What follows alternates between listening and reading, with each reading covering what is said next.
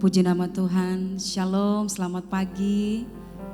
Ya, begitu besar kasih Allah kepada kita pagi ini, terbukti di hadapan kita tersedia tubuh dan darah Kristus, karena Tuhan begitu mengasihi saya dan saudara, amin. Sebelum kita lebih dalam menyembah Tuhan, saya persilakan kita semua bangkit berdiri. Kita satu di dalam doa, kita berdoa. Terima kasih Tuhan Yesus buat pagi hari yang indah ini. Terima kasih buat kebaikan Tuhan, buat kasih Tuhan yang begitu besar bagi kami Tuhan. Terima kasih buat pengorbananmu di kayu salib. Terima kasih buat darahmu, terima kasih buat tubuhmu Tuhan. Biarlah ibadah pagi hari ini Tuhan, kami mau berikan yang terbaik semuanya hanya bagi Tuhan. Hanya Tuhan saja yang dipuji, yang dipermuliakan dalam ibadah kami. Berkati kami semua yang hadir pagi hari ini Tuhan. Kami percaya kami pulang mendapat sukacita yang baru, mendapatkan kekuatan yang baru daripada Tuhan sendiri. Berkati juga hamba-Mu Tuhan yang sebentar menyampaikan isi hati-Mu. Biarlah urapan yang baru, hikmat yang baru Tuhan terus tambah-tambahkan. Dan biarlah apa disampaikan Tuhan boleh menjadi kekuatan bagi kehidupan kami. Apabila ada roh yang tidak suka dengan ibadah kami Tuhan, mengambil alih fokus kami usir kuasanya di dalam nama Yesus. Roh Kudus ambil alih ibadah kami dan biarlah berjalan sebagaimana mestinya. Terima kasih Tuhan, hanya di dalam nama Tuhan Yesus Kristus kami buka ibadah pagi hari ini. Haleluya, amin. Silakan duduk jemaat Tuhan. Terima kasih Tuhan. Begitu besar pengorbananmu yang termulia bagi kehidupan kami. Engkau selamatkan hidup kami. Terima kasih Tuhan.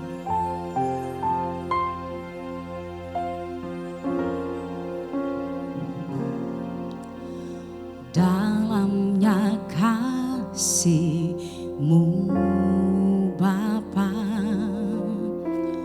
terlebih dari segalanya, pengorbanan yang termulia selamatkanku dengan darah yang tercurah. Ampuniku atas dosa, ku bersujud kepadamu, oh Yesusku. Engkau ku sembah, Kau yang terindah, pulihkanku dengan darah-Mu. Engkau ku sembah, Bapa mulia, seumur hidupku ku mau menyembah-Mu. Sama-sama kita naikkan pujian ini dengan kesungguhan hati, katakan. Dalamnya kasih-Mu Bapa, terlebih dari segalanya, pengorbanan yang termulia selamatkanku dengan darah yang tercurah. Ampuniku atas dosa, ku bersujud kepadamu,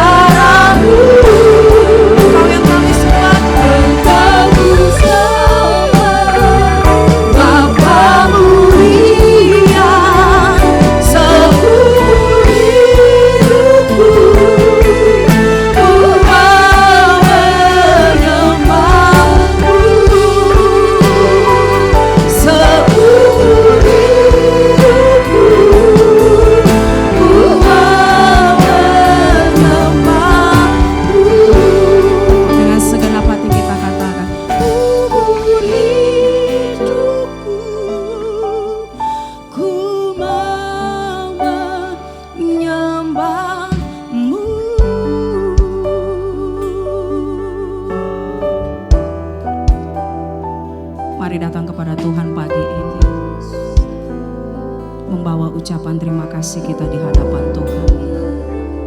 Karena Tuhan sudah begitu baik bagi kehidupan kita. Terima kasih Tuhan, kami berterima kasih. Haleluya, haleluya. Kau yang disembah Tuhan, Kau yang disembah.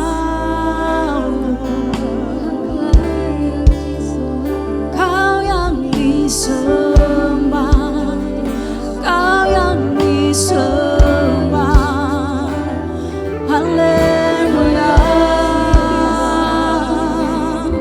Kaulah Rajaku, Engkau sumber kekuatan, Kau sumber pengharapan. Engkau baik Tuhan, Engkau baik. Haleluya, haleluya. Oh haleluya.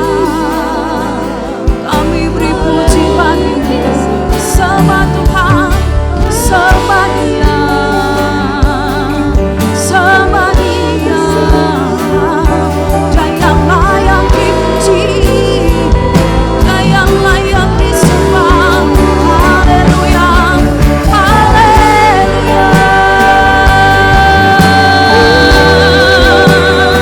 Iaralamo, sandaralama, rese, sikaralama, rayalalama. Haleluya.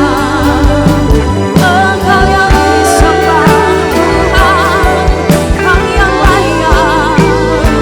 Engkau mulia, Engkau mulia, Engkau mulia Tuhan.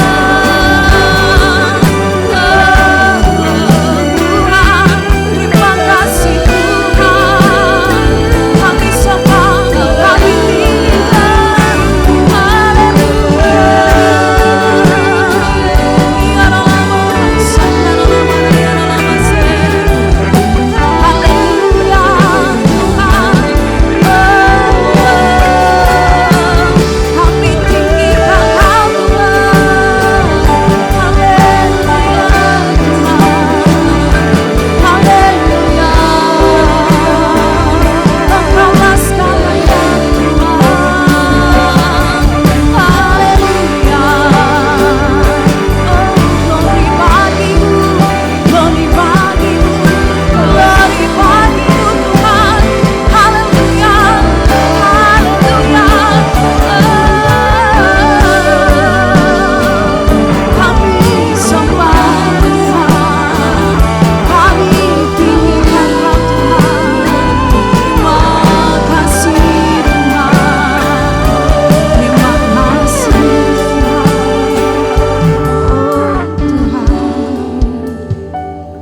Segala puji bagimu, segala hormat bagimu. Kami sanjung Engkau pagi hari ini Tuhan, sebab Engkau iman besar agung. Kami sanjung Engkau Tuhan, lebih dari apapun Tuhan, karena Engkau layak. Engkau layak terima pujian kami Tuhan. Terima kasih Tuhan Yesus.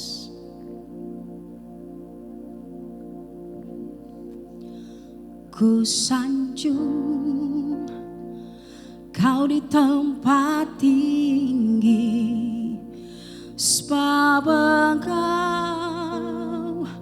imam besar agung. Katakan, ku sanjung Kau lebih dari yang lain, yang lain. Katakan, kami datang Tuhan, dan ku datang menyembahmu Tuhan. Kami sanjung Engkau Tuhan. Ku sanjung Kau Kau di tempat tinggi, sebab Engkau Imam besar agung. Ku sanjung Kau lebih dari yang lain,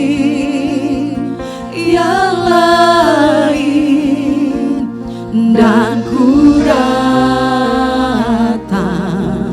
menyembahmu Tuhan. Lebih sungguh kita naikkan pujian ini. Aku sanjung. Saya persilakan kita semua bangkit berdiri. Amin Tuhan. Sebab Engkau Imam besar agung. Ku sanjung Kau lebih dari yang lain,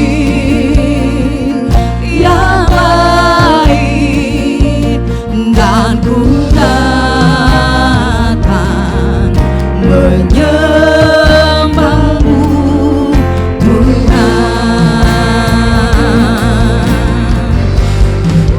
Katakan, ku sanjung Kau di tempat tinggi, sebab Engkau Imam besar agung. Ku sanjung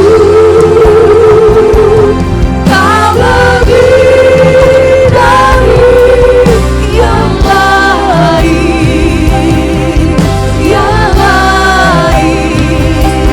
dan ku datang menyembahmu Tuhan. Kami sanjung Kau Tuhan. Aku sanjung Kau di tempat tinggi, sebab Engkau Imam besar agung. Ku sanjung Kau lebih dari yang lain, dan ku datang menyembahmu Tuhan. Amin Tuhan.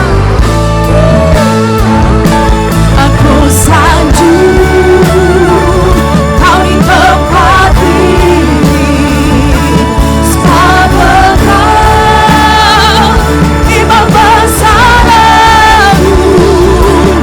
Ku sanjung Kau lebih dari yang lain, dan ku datang menyembahmu Tuhan. Amin Tuhan. Dan ku datang menyembahmu Tuhan. Sekali lagi dengan iman yang sungguh katakan, kami datang Tuhan, dan ku datang menyembahmu Tuhan. Sorakan bagi Tuhan kita. Haleluya. Tuhan kita baik, amin. Pagi ini kami mau merayakan kasih Tuhan yang begitu nyata bagi hidup kita. Amin. Lewat pengorbananmu Tuhan.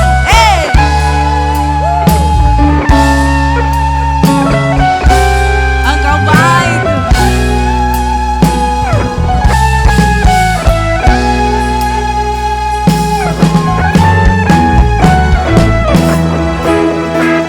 Tepuk tangan buat Tuhan yuk. Katakan, Tuhan baik di dalam hidupku, selalu setia di sepanjang hidupku. Nyatalah perbuatanmu, sukacitaku. Tuhan baik dalam hidupku, selalu setia di sepanjang hidupku. Katalah perbuatanmu, Allah sukacitaku. Haleluya, ku bersorak, Tuhanku luar biasa. Amin. Haleluya, ku bersorak, Tuhanku dahsyat berkuasa. Ku angkat suaraku, puji namamu, ku bernyanyi bagimu. Ku bersuka, ku melompat bagimu, Yesus kau di dalamku. Ku rayakan kasih-Mu.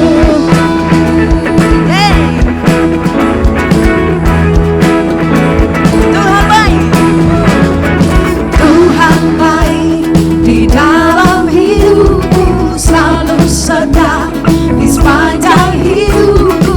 Katalah perbuatanmu, Allah sukacitaku. Haleluya, ku bersorak, Tuhanku luar biasa. Amin. Haleluya, ku bersorak, Tuhanku dahsyat berkuasa. Ku angkat suaraku, puji namamu, ku bernyanyi bagimu. Ku bersuka, ku melompat bagimu, Yesus kau di dalamku. Ku rayakan kasih-Mu.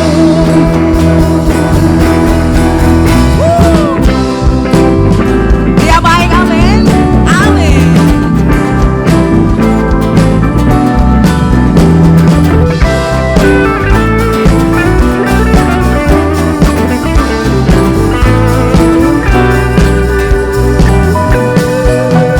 Ku angkat suaraku, puji namamu, ku bernyanyi bagimu.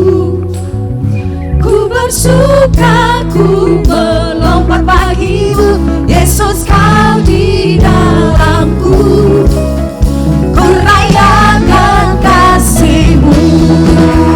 Ku angkat suaraku, puji namamu, ku bernyanyi bagimu. Aku bernyanyi bagimu tuh. Ku bersuka, ku melompat bagimu, Yesus kau di dalamku. Ku rayakan, haleluya, haleluya, haleluya, haleluya, haleluya, haleluya. Kita orang-orang lebih dari pemenang, amin.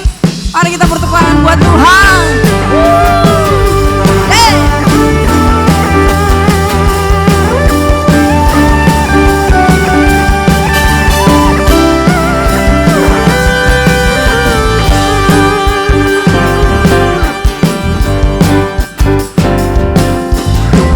Lebih dari pemenang dalam segala perkara. Siapa dikalahkan?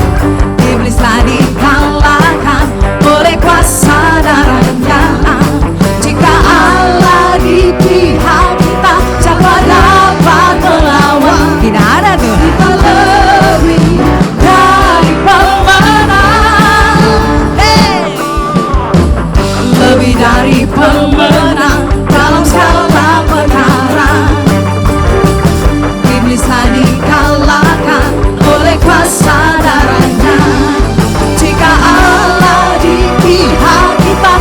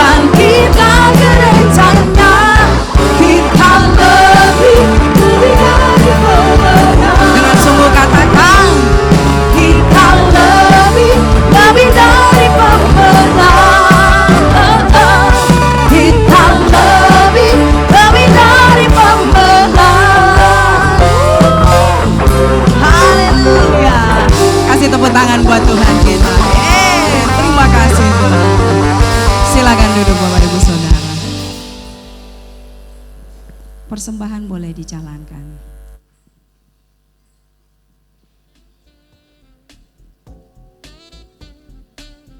Setiap hari Senin, Rabu, dan Kamis diadakan doa bersama di Pastori jam 7 malam. Kami mengundang bagi para wanita yang ingin bertumbuh dalam kebenaran firman Allah, hadirilah ibadah kaum wanita hari Selasa jam 7 malam. Hadirilah dan alami lawatan Tuhan dalam ibadah pujian dan penyembahan yang diadakan setiap hari Jumat jam 7 malam. Dan khusus untuk kalian anak-anak muda, mari ajak saudara dan teman-teman kalian untuk bergabung bersama kami di ibadah Prime Youth setiap hari Sabtu jam 7 malam. Hadirilah ibadah raya Minggu yang diadakan sebanyak 2 kali. Ibadah raya pertama pada pukul 9 pagi dan ibadah raya kedua pada pukul 6 sore. Petra Kids diadakan setiap hari Minggu pada pukul 9 pagi, bertempat di ruangan sekolah minggu. Gereja ini memiliki kelompok sel yang bernama Klik. Bagi jemaat yang ingin bergabung di Klik, dapat menghubungi nama-nama di layar ini. Sekian informasi selama sepekan. Tuhan Yesus memberkati. Ya, pengumuman tambahan bagi jemaat Tuhan yang membawa kendaraan motor, jadi harap diperhatikan untuk langsung parkir ke belakang, di tempat belakang. Iya, itu saja pengumuman tambahan. Saya juga menyapa bagi jemaat Tuhan yang baru pertama kali hadir. Mari bergabung dalam ibadah kami yang sudah ditayangkan tadi. Tuhan Yesus memberkati kita semua. Mari kita siapkan hati kita untuk diisi dengan kebenaran firman Tuhan. Mari mengingat kembali kasih Tuhan dalam hidup kita. Terima kasih buat kasih-Mu Tuhan.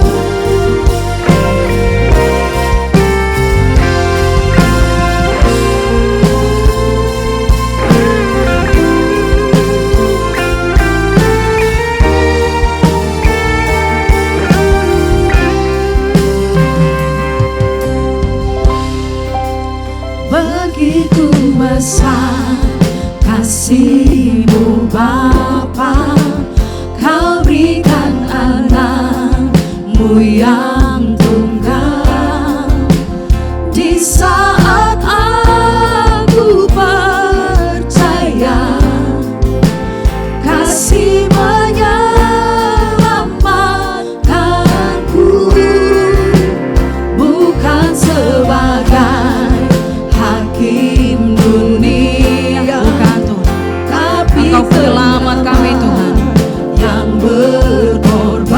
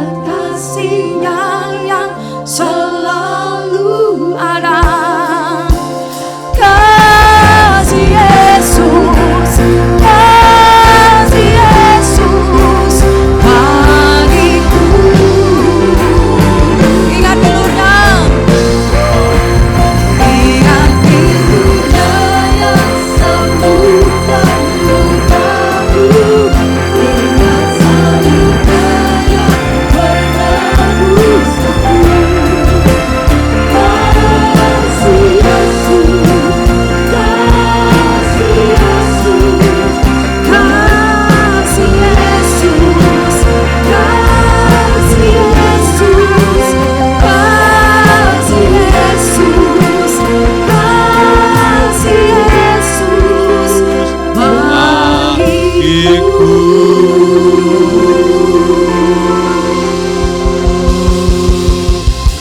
Haleluya, haleluya, haleluya.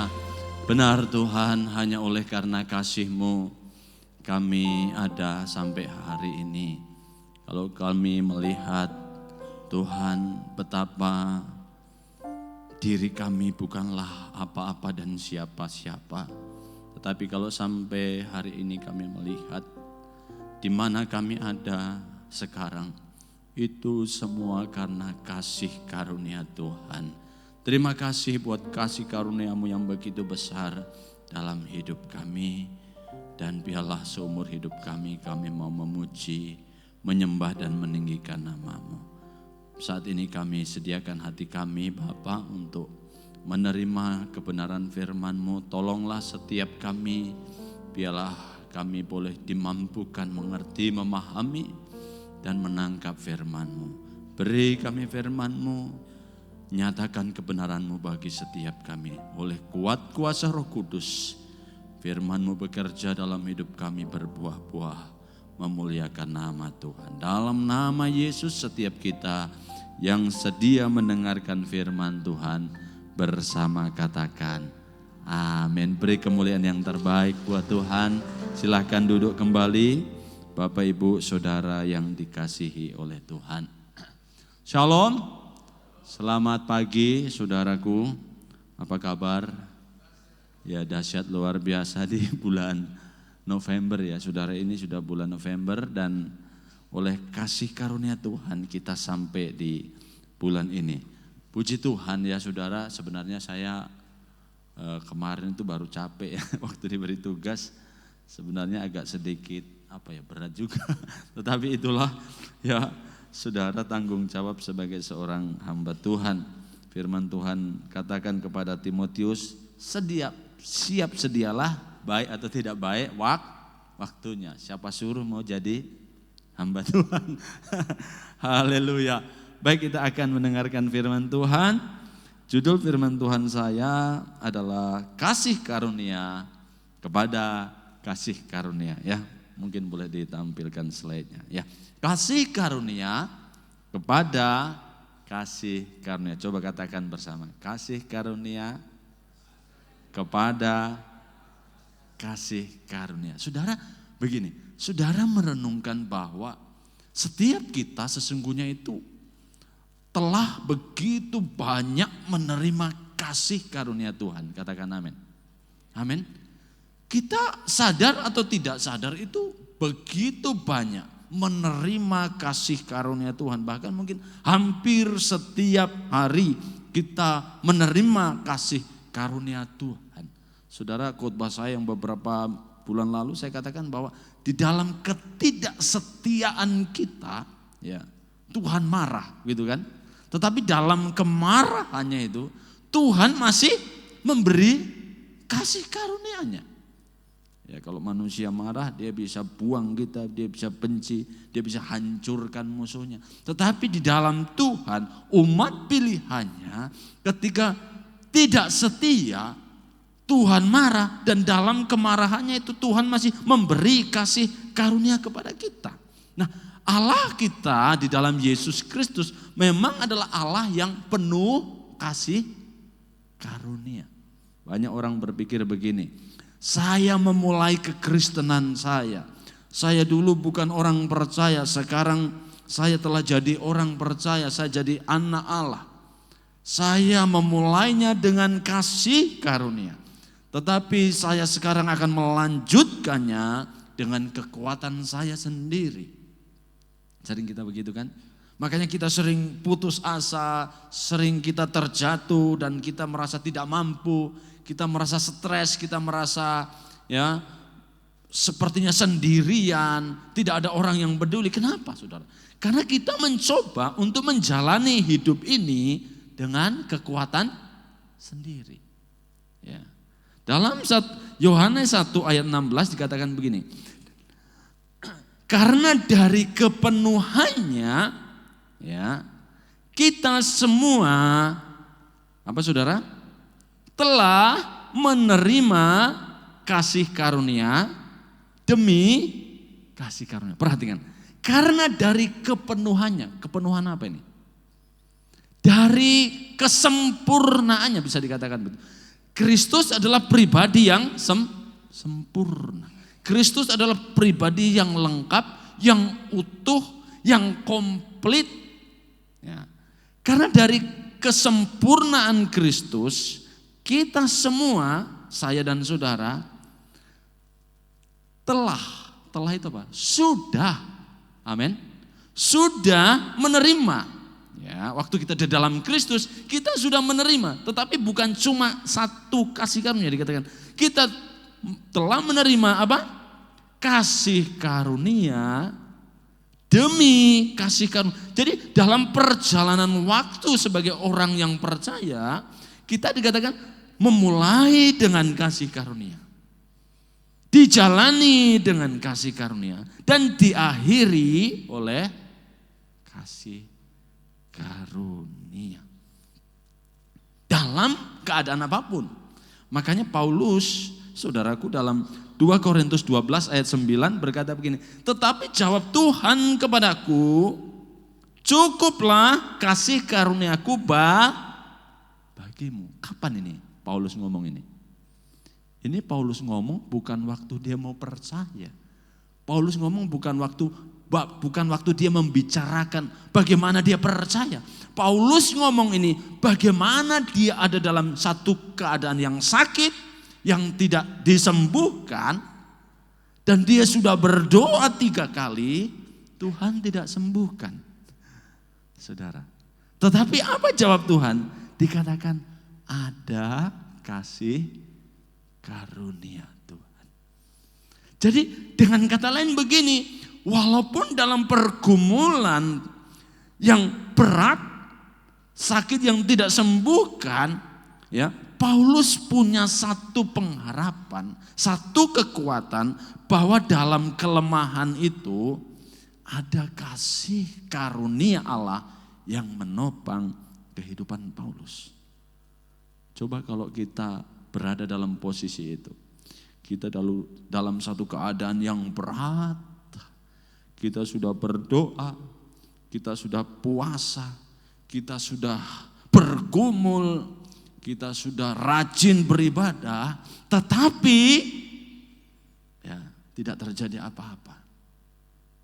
Dalam posisi seperti ini apa yang kita rasakan, saudara? Stres, betul ya? Stres. Kita mungkin depresi. Kita mungkin bertanya-tanya, kenapa semuanya ini tidak selesai-selesai? Kenapa tidak ada perubahan? Kenapa situasi tidak berubah? Tetapi kalau kita sadar bahwa ada kasih karunia Allah dalam hidup kita, apa yang kita akan rasakan, saudara? Mungkin masalah kita enggak selesai. Tetapi kita akan menjalani kehidupan yang lebih enjoy. Kita akan menjalani kehidupan yang lebih tenang. Kita menjalani satu kehidupan yang penuh dengan ucapan syukur. Kenapa? Karena kita sadar ada kasih karunia di dalam kelemahan. Amin. Saudara, sebelum saya jauh lebih ke dalam, saya akan memberikan satu penjelasan apa sih sebenarnya kasih karunia Tuhan itu. Nah, saudara, saya ingin membandingkan beberapa pengertian di sana. Coba tampilkan selesai. Yang pertama ada namanya keadilan.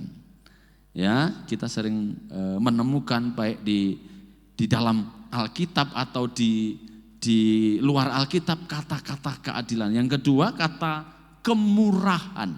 Dan yang ketiga kata kasih karunia. Nah, apa itu keadilan ya? Keadilan adalah sesuatu yang pantas kita dapatkan karena kita berhak mendapatkannya. Itu adil. Saya kerja pada saudara 30 hari gaji 3 juta. Adil tidak? Adil ya Kok Sinto ya. Saya kerja sama Kok Sinto 1 bulan dapat 3 juta. Adil? Adil. Namanya saya bekerja, saya punya hak. Saya harus dapat gaji. Kalau saya dikasih gaji segitu, itu adil. Ya, Bapak Sinto sedang berlaku adil sama saya, memberikan gaji kepada saya. Nah, itu namanya keadilan. Kita menerima sesuatu yang memang pantas kita terima. Kalau orang berdosa, kalau Allah hukum orang berdosa, adil tidak saudara? Adil. Allah menjalankan keadilannya karena dia akan menghukum orang berdosa. Setiap orang berdosa pasti dihukum. Itu adil.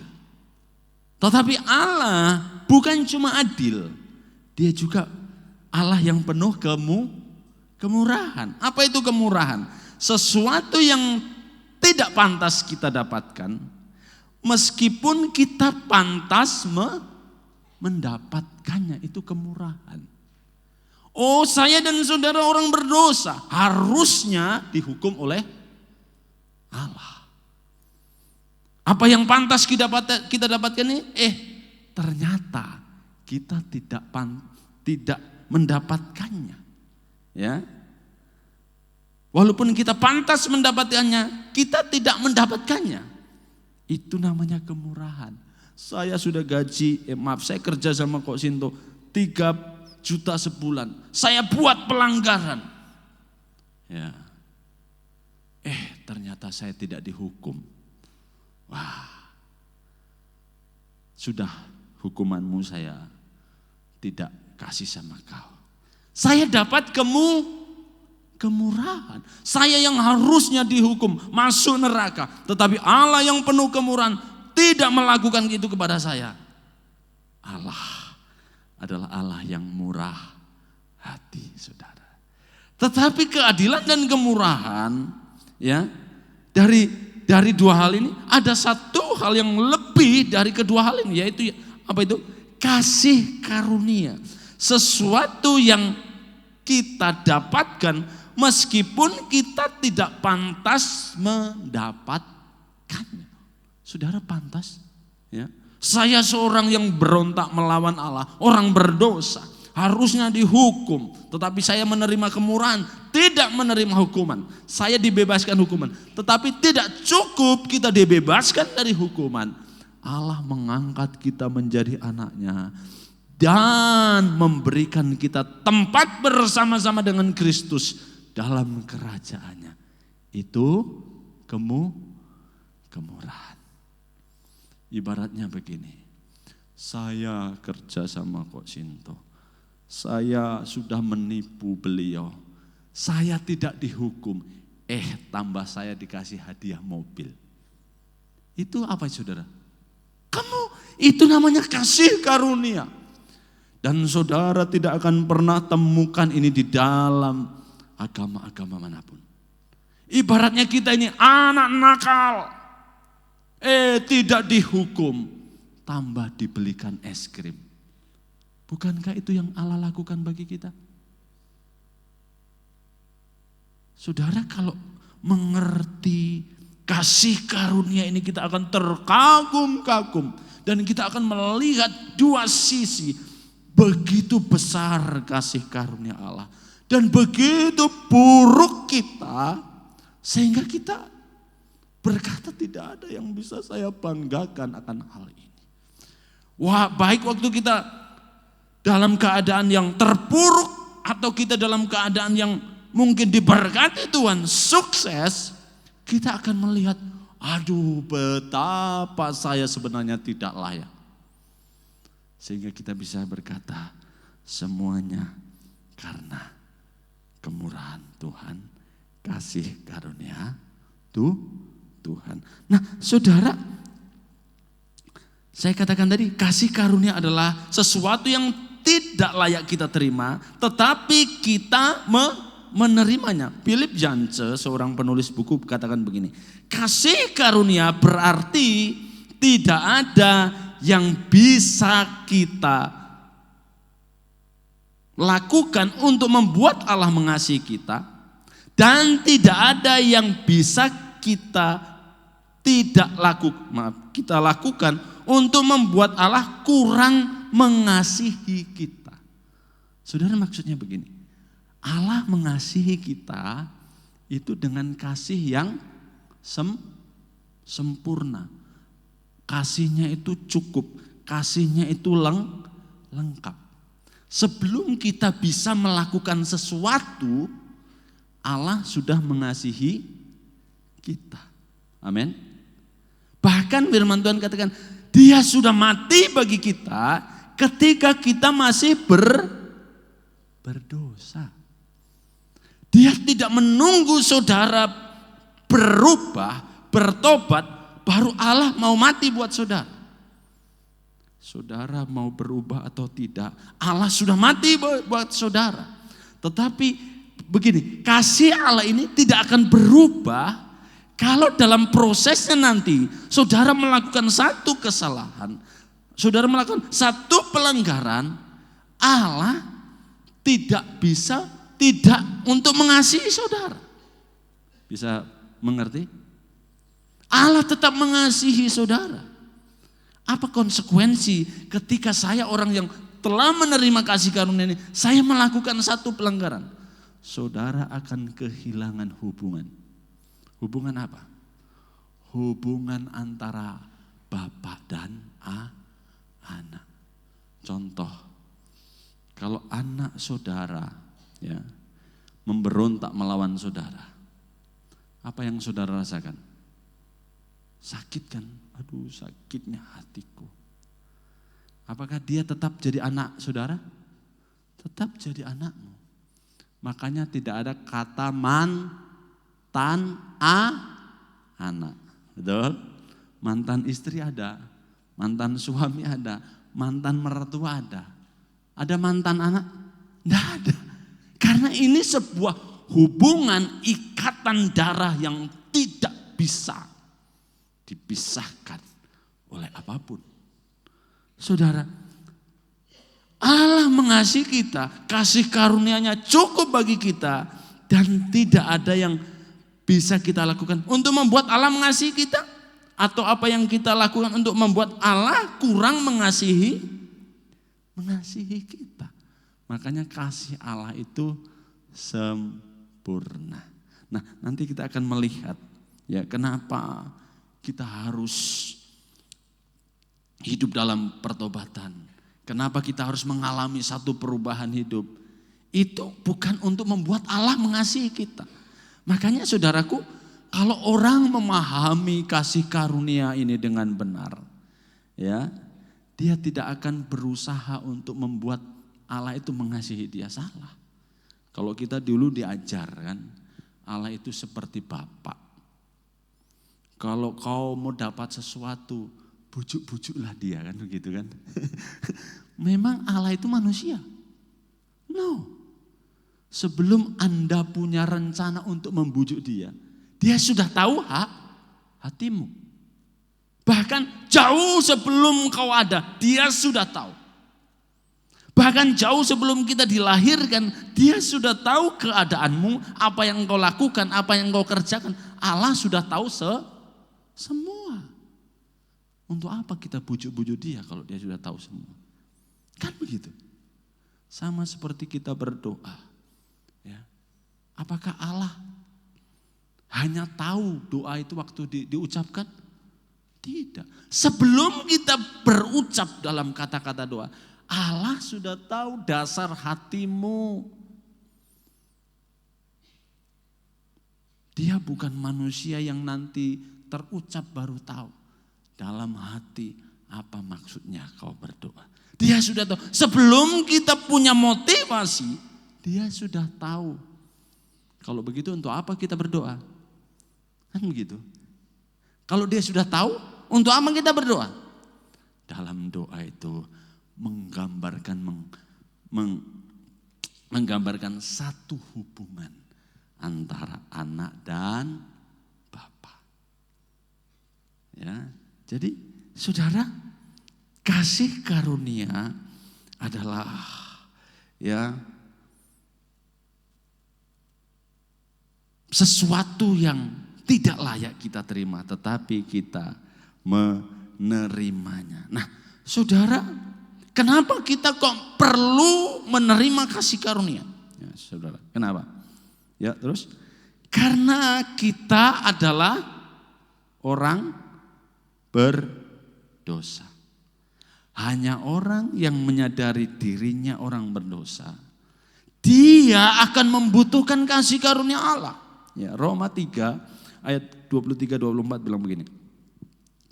Karena semua orang telah berbuat dosa dan telah kehilangan kemuliaan Allah.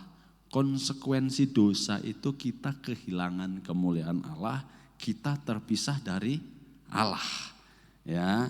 Perhatikan, dan oleh kasih karunia telah dibenarkan dengan cuma-cuma. Coba katakan cuma-cuma. Dengan cuma-cuma itu apa sih? Gratis, tidak perlu membayar, free.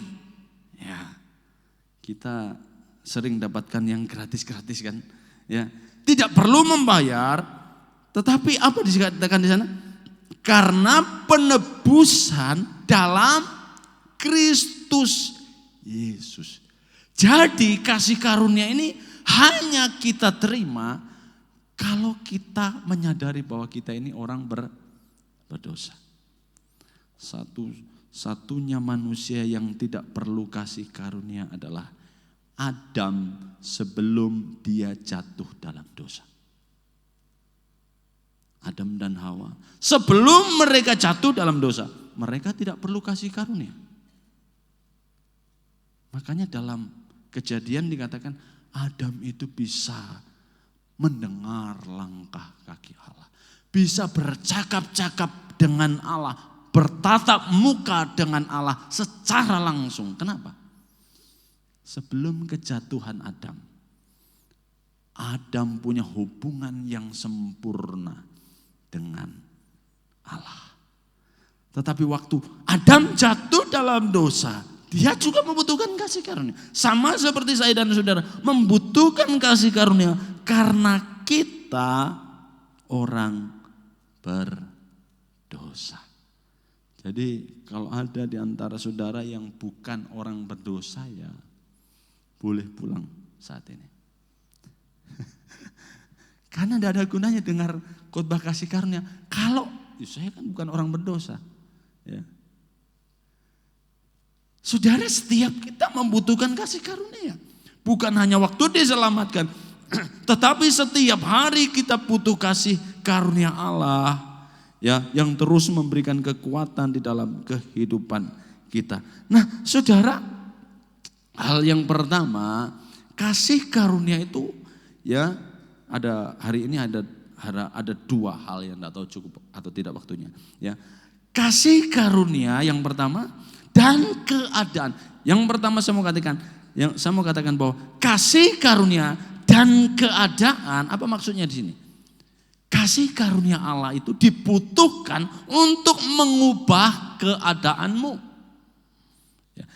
Akibat dari terpisah dari Allah, akibat dari kehilangan kemuliaan Allah, ya. Yang pertama adalah manusia itu memandang dirinya begitu buruk sehingga berusaha untuk menghancurkan dirinya dan orang lain. Saudara, waktu manusia jatuh dalam dosa, ya, apa yang dia lihat dirinya? Waktu Adam dan Hawa jatuh dalam dosa, dia lihat apa? Dia malu, betul ya?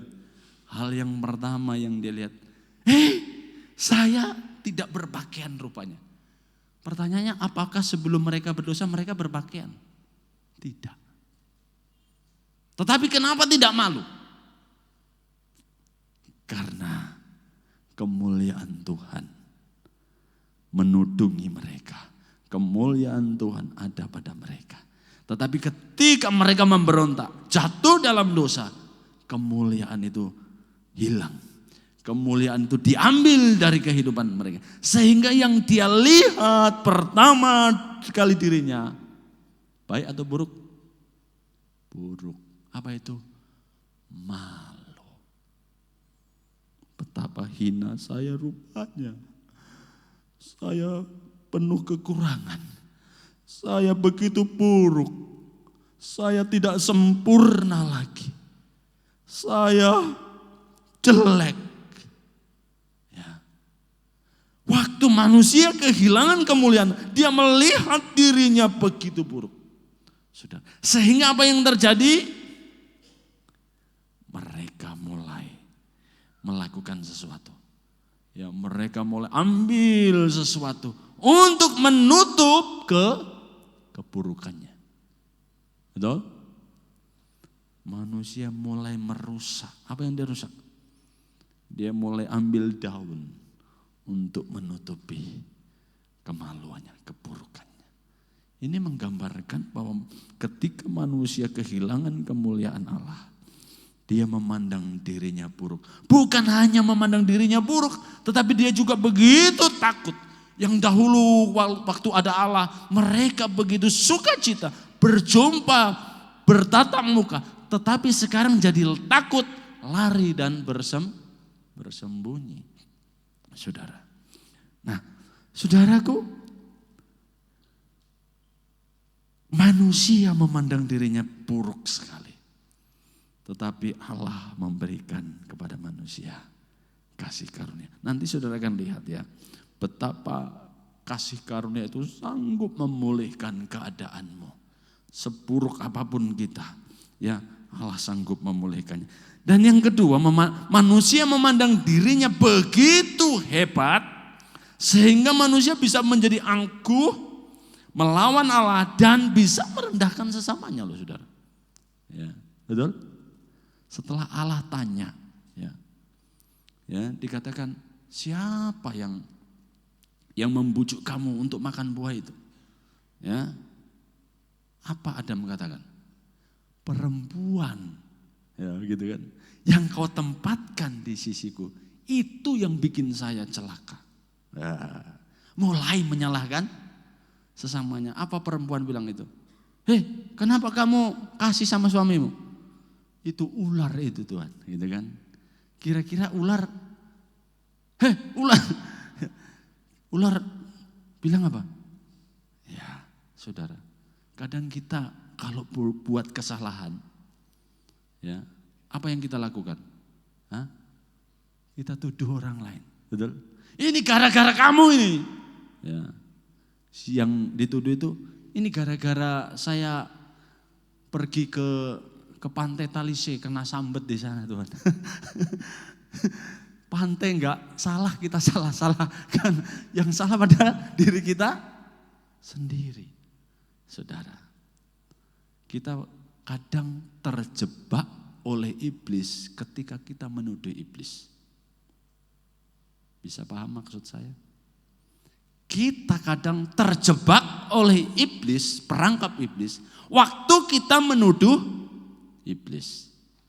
Sehingga manusia tidak perlu berubah. Manusia memandang dirinya tidak pernah salah. Kenapa saudara? Karena kita selalu salahkan orang. Dengan kata lain, saya ini tidak pernah salah.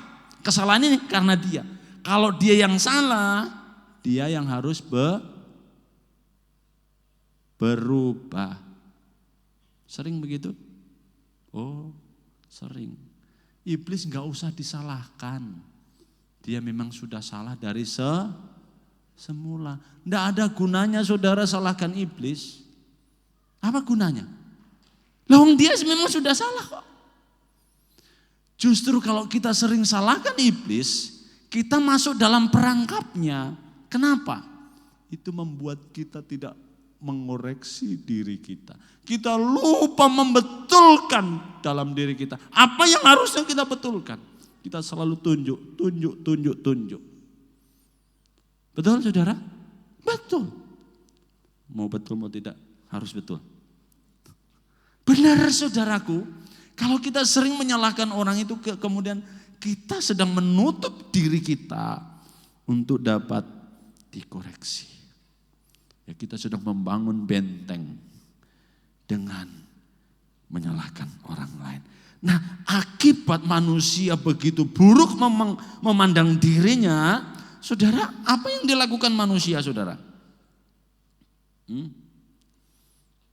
Ya seperti saya katakan tadi, manusia kemudian menutupi dirinya. Ya dengan apa? Ya terus, ya dengan ini nih, ya manusia sering terlihat apa? Bahagia, gitu kan? Betul ya? Kita sering tulis status apa? Pura-pura bahagia. Padahal dia juga nggak bahagia amat sih sebetulnya. Karena mau dilihat orang ya terpaksa pura-pura bahagia. Saudara, sesungguhnya kalau kita lihat ada begitu banyak keburukan yang coba kita tutupi dengan apa? Dengan coba terlihat ya punya satu karir yang sukses, punya satu prestasi, punya satu kehidupan yang sempurna. Kita ingin terlihat baik di depan orang. Saudara, benar kan yang saya bilang? Ya. Tetapi saudara, ada berita sukacita. Di dalam segala keburukan kita, Allah datang dengan kasih karunia-Nya. Sehingga kita tidak perlu menutup-nutupi diri kita. Kita tidak perlu berpura-pura di depan orang.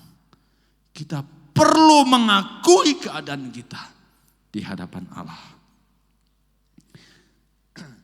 Brennan Manning berkata begini, hidup oleh kasih karunia itu berarti mengakui kisah sepanjang hayat kita.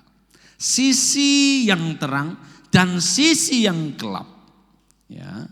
Saya belajar siapa saya dan artinya kasih karunia Allah. Ya. Jadi setiap kita ini rupanya punya sisi yang gelap dan terang. Betul? Amin.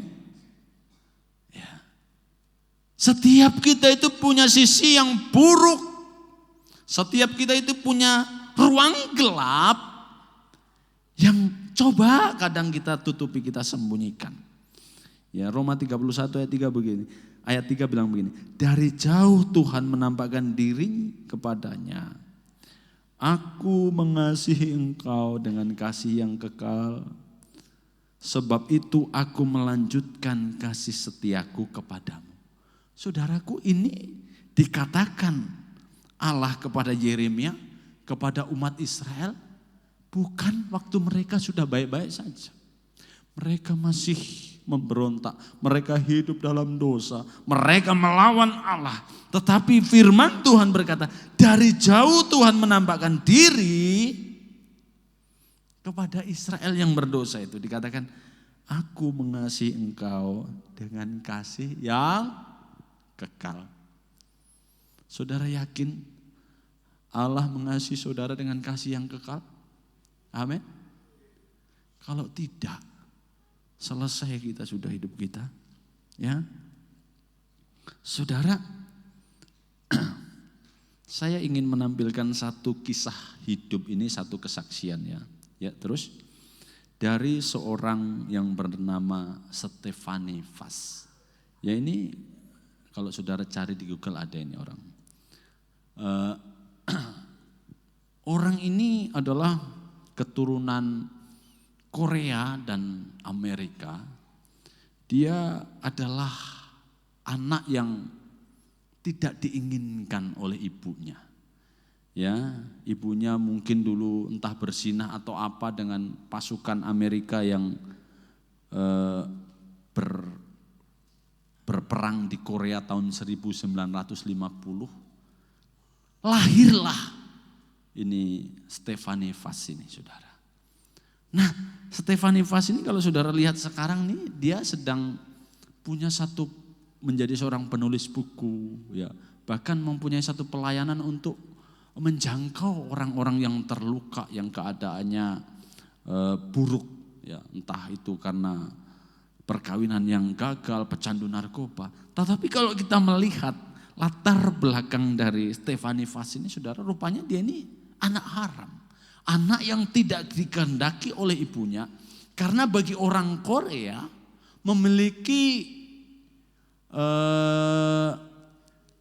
anak dari seorang yang asing itu satu hal yang sangat memalukan. Pada saat itu loh ya. Itu begitu dia dipandang rendah, dipandang ya bukan manusia lagi ya, sehingga kalau dia bisa berkata di situ dikatakan, saya bisa dengan jujur berkata bahwa tidak ada peristiwa dalam hidup saya yang tanpanya saya akan menjadi lebih baik. Saudara, Stefanifas ini adalah orang yang dari umur 4 tahun itu mamanya sudah buang di kereta api, di stasiun kereta api, dengan dia ditipu oleh mamanya. Dia katakan, nak, kamu naik kereta api dari sini, nanti di stasiun sana ada kau punya om yang akan ambil kamu. Waktu dia dinaikkan, anak umur 4 tahun, tahu apa? Dia tunggu 1 hari tidak datang, 2 hari, 3 hari, tidak datang orang yang menjemputnya. Mulailah dia menjadi gelandangan. Anak umur 4 tahun. Dia hidup terlunta-lunta, makan apa saja yang bisa dimakan. Kalau saudara baca kisahnya, ya, saya waktu baca kisahnya ini saya menangis juga, saudara. Kadang makan tikus, makan apa saja. Kadang harus untuk makan dia mencuri di kebun-kebun petani. Begitu hidup yang sangat pedih. Bahkan kalau musim dingin tiba, dia mesti gali tanah untuk tinggal di dalam lubang tanah supaya tidak mati. Suatu kali dia mencuri tanaman kebun petani dan dia ditangkap, dia diikat di satu kincir, saudara, diputar dalam air. Kadang ya matanya sampai bengkak-bengkak dan dia berpikir, kenapa ya saya kok tidak mati?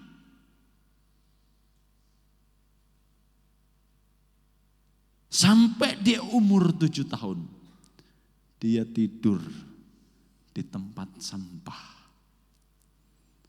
dalam keadaan yang sangat memilukan. Ada seorang ya penginjil melewati tempat sampah itu.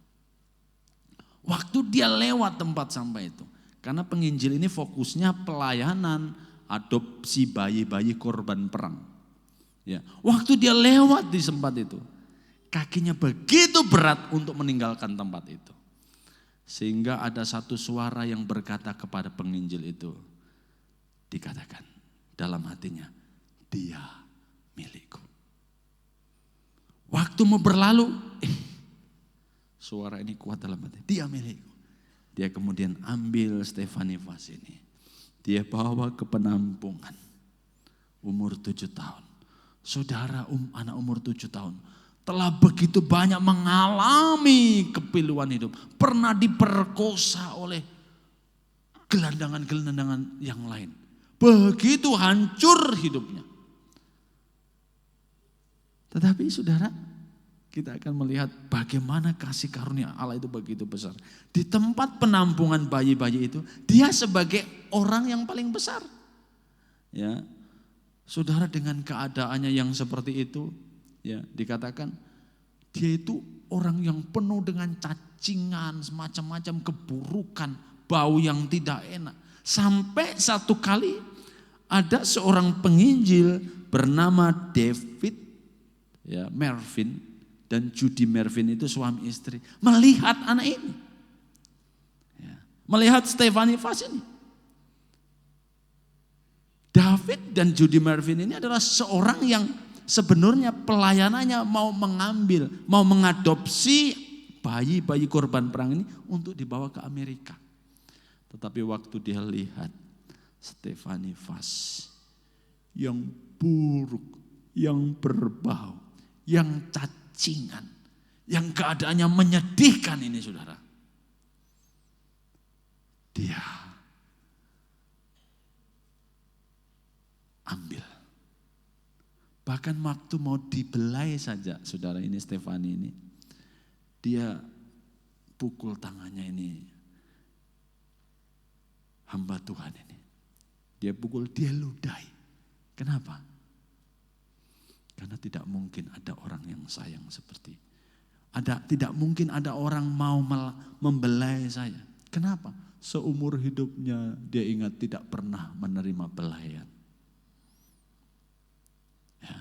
Waktu dibawa pulang oleh penginjil ini, saudara, ya, diadopsi sebagai anak. Dia tidak tahu apa itu adopsi.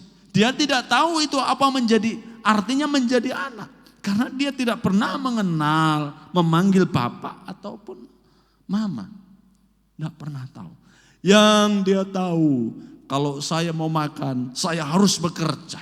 Yang dia tahu, kalau orang punya niat baik sama saya, pasti dia punya sesuatu untuk saya harus melakukan sesuatu bagi Bapak David Mervin ini. Seiring dengan berjalannya waktu, dia tinggal di situ, saudara. Ketika umur 9 tahun dia diadopsi sebagai anak. Ya, dia kemudian berkata begini, kenapa ya saya kok tidak disuruh kerja sama bapak ini? Hah? Bukankah saya di sini biasanya kalau ada orang yang ambil begitu, mesti kerja ini, mesti lakukan ini, mesti berbuat sesuatu untuk orang yang ambil itu. Tetapi dalam ketidakmengertiannya dia berkata, kenapa saya tidak disuruh bekerja oleh orang yang tinggi besar ini, saudara. Ya. Kemudian dia tanya kepada teman-temannya, kepada tetangga-tetangganya, kenapa saya tinggal di rumah Bapak David Mervin ini, saya tidak disuruh kerja. Mereka jawab bilang begini, oh karena itu engkau adalah anaknya.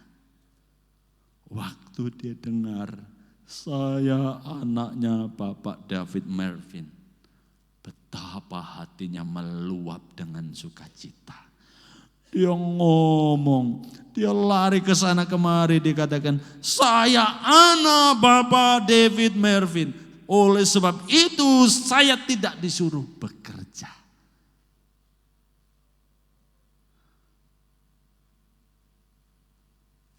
Saudara tahu apa maksudnya kisah ini? Stefanifas barusan mengerti apa itu berkat adopsi dalam kasih karunia. Bukankah kita adalah orang yang sudah diadopsi oleh Allah? Amin. Bukankah kita adalah anak-anak Allah? Amin. Siapa kita, saudara? Kita adalah anak-anak Allah. Kita dulu bukan anak Allah. Tetapi oleh berkat kasih karunia, kita menerima berkat adopsi sebagai anak-anak Allah.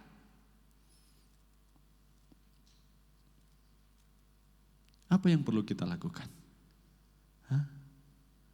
Bersyukurlah kepada Tuhan. Bersukacitalah untuk berkat itu. Berterima kasihlah kepada Tuhan buat kasih karunia yang besar yang tidak terkira itu. Kita semua penuh dengan keburukan. Saudara Stefanifas ini sampai tidak mengerti sampai dia umur 17 tahun. Dia tetap sembunyikan masa lalunya. Dia tidak pernah cerita secara jujur kepada orang tua angkatnya keadaannya yang memilukan itu. Karena dia pikir begini, kalau saya cerita secara jujur, orang tua saya ini nanti tidak jadi angkat saya. Kalau saya terbuka dengan masa lalu saya, orang tua angkat saya nanti meninggalkan saya. Ya. Sehingga dia tetap tutupi keburukan-keburukannya. Tetapi justru dia menutupi keburukan-keburukannya itu menghambat pemulihannya. Dia tidak pernah mengerti apa artinya menjadi anak Tuan David Mervin. Sampai suatu kali dia terbuka semuanya. Dia buka semuanya, siapa dirinya, apa yang dialaminya. Sehingga dia bisa betul-betul mengerti apa artinya menjadi anak dari Tuan David Mervin. Sehingga saudara, dia mengalami pemulihan demi pemulihan. Saudara, ya, apa keadaanmu hari ini? Saudara buruk, akuilah itu di hadapan Tuhan. Saya buruk. Saya bukan siapa-siapa. Saya anak orang dari kampung. Kampung yang paling kampung lagi. Saya anaknya orang miskin. Saya anaknya petani. Bahkan untuk makan, saya harus kerja di orang lain. Kalau saya berdiri di sini, karena kasih karunia Tuhan. Amin. Saudara, tidak usah malu keadaanmu kalau hari ini engkau ada bersama-sama dengan kita. Akui di hadapan Tuhan, ini Tuhan, hidupku, ini hatiku. Dan biarlah kasih karunia-Nya memulihkan engkau. Saudara, khotbah ini sebenarnya ada poin yang kedua, yaitu kasih karunia dan kejahatan. Tapi sebentar sore saya akan bawakan. Mari kita tundukkan kepala. Saya undang pelayan untuk maju ke depan. Kita berdoa. Bapa, kami memahami betapa diri kami sebenarnya tidak layak. Tetapi oleh kasih karunia-Mu, kami dimampukan, kami dilayakkan. Kami melihat diri kami begitu, Tuhan, penuh dengan keburukan. Keadaan kami begitu buruk. Tetapi hari ini, kasih karunia-Mu sanggup memulihkan kehidupan kami. Tolonglah kami, biarlah di hadapan Bapa di surga,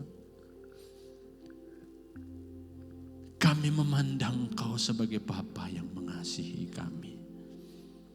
Engkau adalah Bapa kami, dan kami adalah anak-anak-Mu. Itulah berkat yang terbesar yang kami terima sebagai anak-anak Allah. Sehingga kami tidak perlu takut menghadapi apapun, karena Engkau adalah Bapa kami. Terima kasih Tuhan. Saya undang pelayan perjamuan untuk maju ke depan. Dan kita bersama-sama bangkit berdiri. Terima kasih Tuhan Yesus.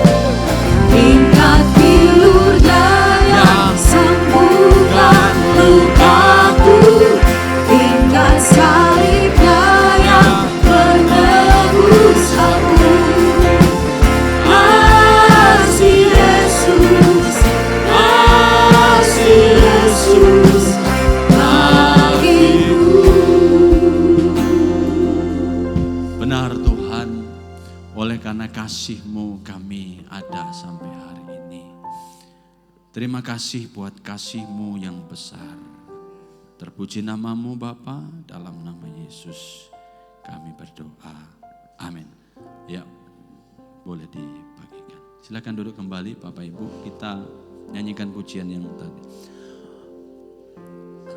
Karena kasih-Nya yang mengubah hidupku, ingat kasih-Nya yang selalu ada.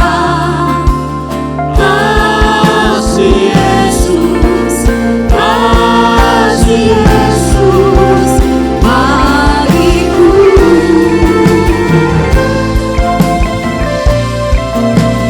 Ingat pilur-Nya yang sembuhkan lukaku, ingat salib-Nya yang menebus aku. Kasih Yesus, kasih Yesus bagiku.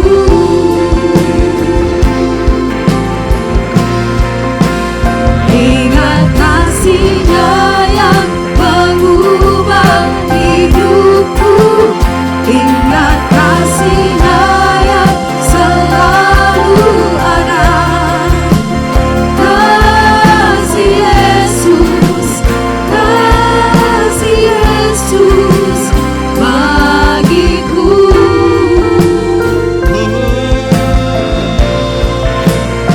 Ingat pilur-Nya yang sembuhkan lukaku, ingat salib-Nya yang menebus aku. Kasih Yesus, kasih Yesus bagiku.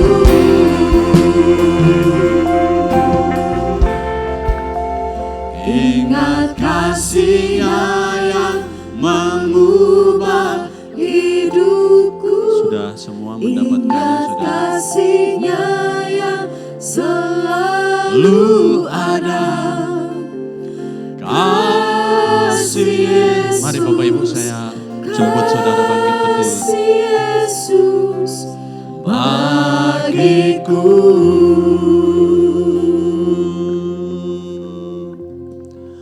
Ingat pilur-Nya Mari nyanyikan pujian. sembuhkan lukaku, Salibnya telah ingat menyelamatkan. salib-Nya yang menebus aku. Kasih Yesus, kasih Yesus bagiku. Mari angkat roti di atas kepala. Roti yang di tangan saudara menunjuk kepada tubuh Kristus. Firman Tuhan berkata, sebab apa yang telah kuteruskan kepadamu, telah aku terima dari Tuhan, yaitu bahwa Tuhan Yesus pada malam waktu ia diserahkan, mengambil roti, dan sesudah itu ia mengucap syukur atasnya. Ia memecah-mecahkannya dan berkata, inilah tubuhku yang diserahkan bagi kamu. Perbuatlah ini menjadi peringatan akan daku.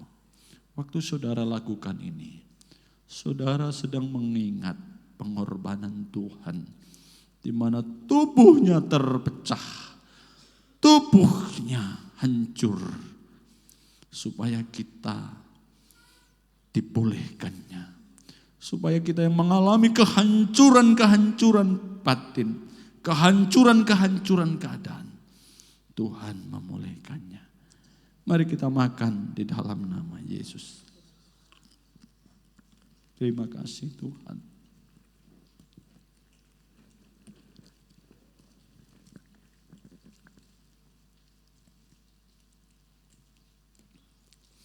Mari angkat cawan di atas kepala kita. Cawan ini menunjuk kepada darah Yesus yang dicurahkan di atas kayu salib. Demikian juga ia mengambil cawan sesudah makan. Lalu berkata, cawan ini adalah perjanjian baru yang dimeteraikan oleh darahku. Perbuatlah ini setiap kali kamu meminumnya menjadi peringatan akan aku. Waktu kita melakukan ini saudara, kita sedang memperingati kematian Kristus sebagai tonggak sesuatu yang baru. Ada perjanjian baru, berarti ada perjanjian lama.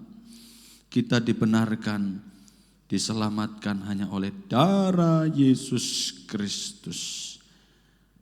Mari kita minum dalam nama Yesus. Oh, terima kasih Tuhan. Mari kita menaikkan syukur kita. Haleluya. Oh, kami bersyukur buat pengorbananmu yang mengubah hidup kami. Mari bersama-sama naikkan syukurmu kepada Tuhan. Haleluya. Hanya oleh Yesus Kristus, pengorbanannya, kematiannya yang mendatangkan kasih karunia bagi setiap kita.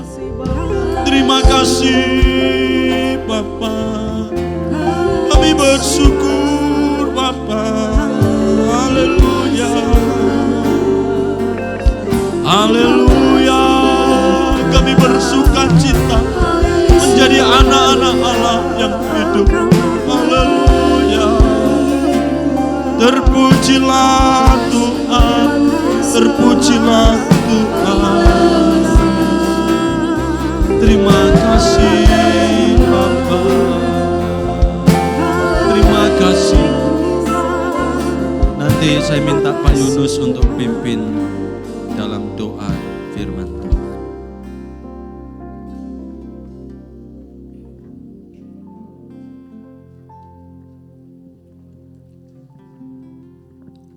Terima kasih Bapa di surga. Kami mengucap syukur dan terima kasih. Kami sudah mendengarkan kebenaran firman-Mu. Kami juga sudah menyatu dengan tubuh dan darah-Mu. Biarlah tubuh dan darah-Mu Tuhan benar-benar menyatu dalam hidup kami. Sehingga tubuh Yesus menyatu dengan tubuh kami. Dan darah Yesus menyatu dengan darah kami. Terima kasih Bapa, terima kasih buat semuanya. Kami mengucap syukur buat segala kebaikan Tuhan. Buat segala kemurahan-Mu, bahkan firman-Mu juga sudah menguatkan kami, memberkati hidup kami, memulihkan hidup kami. Kami bukan cuma dipulihkan, tetapi kami juga diubahkan, sehingga firman-Mu berakar, bertumbuh, dan berbuah-buah di dalam kehidupan kami. Sehingga hidup kami menjadi saksi, menjadi terang, menjadi berkat dimanapun kami berada. Sehingga kemanapun kami berada, orang-orang akan melihat bahwa sungguh-sungguh Yesus ada di dalam kehidupan kami. Sehingga lewat kehidupan kami banyak jiwa-jiwa yang dimenangkan di dalam nama Yesus. Terima kasih Bapa, terima kasih buat semuanya. Saatnya Tuhan kami akan berpisah satu dengan yang lain. Biar Engkau menyertai perjalanan kami. Dan biarlah perjalanan kami Tuhan, kami boleh tiba di tempat kami masing-masing. Nama Tuhan kami permuliakan. Terima kasih Bapa, terima kasih. Di dalam nama Tuhan Yesus kami mengucap syukur alaskan doa ini. Haleluya, amin.